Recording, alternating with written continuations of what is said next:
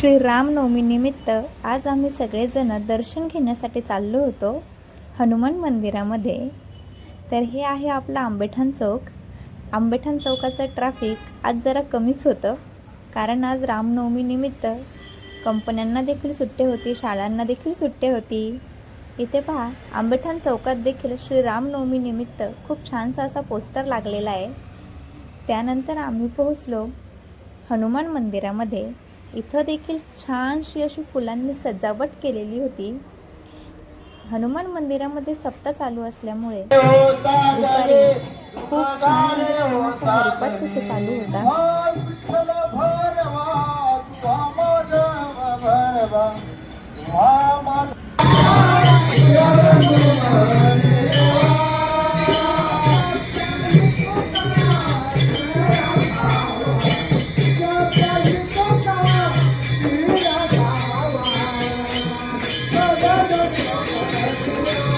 आम्ही हनुमान मंदिरात छानसं असं दर्शन घेतलं। त्यानंतर परत दुसरीकडे जाण्यासाठी निघालो।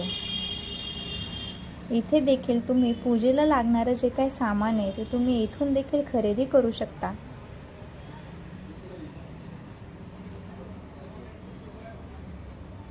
श्रीरामनवमी निमित्त आज प्रत्येक ठिकाणी, प्रत्येक गल्लीमध्ये फक्त आणि फक्त श्रीरामनवमी निमित्ताचे पोस्टर हे प्रत्येक ठिकाणी लागलेले होते। त्याचबरोबर छानशा अशा पताका देखील लागलेल्या होत्या। खूप म्हणजे खूप छान असं डेकोरेशन इथे केलेलं होतं। त्यानंतर आम्ही पोहोचलो होतो शनी मंदिरामध्ये। ह्या आजी तुम्ही पाहू शकता किती छान क्यूट आहे। हे तुम्ही पाहू शकता किती छान आजी आहेत। आम्ही मंदिरामध्ये आल्यानंतर ही 3 छान गोंडस मुलं गप्पा मारत बसली होती। इथे देखील श्री रामनवमी निमित्त एक छानसा असा फोटो त्यांनी ठेवलेला होता। आम्ही पहिलं शनी महाराजांचं दर्शन घेतलं। त्यानंतर श्री रामनवमी निमित्त इथे देखील दर्शन घेतलं आणि दर्शन घेऊन आम्ही परत दुसरीकडे जाण्यासाठी निघालो। दुसरं आम्ही आलो ते म्हणजे श्री दत्त मंदिरामध्ये। इथे देखील आम्ही खूप म्हणजे खूप छान असं दर्शन घेतलं।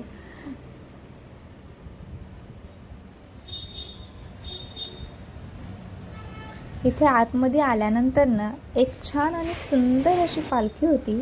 ती पूर्ण फुलांनी अशी खूप छान सजवलेली होती। त्याचबरोबर श्री स्वामी समर्थ महाराजांचा फोटो देखील होता, चरण देखील होते आणि श्री दत्त गुरु महाराजांचं दर्शन आम्ही छान असं घेतलं आणि तिथून परत आम्ही घरी जाण्यासाठी निघालो। जर हा ब्लॉग तुम्हाला आवडला असेल, चॅनलला सबस्क्राईब करा, लाईक करा आणि शेअर करा।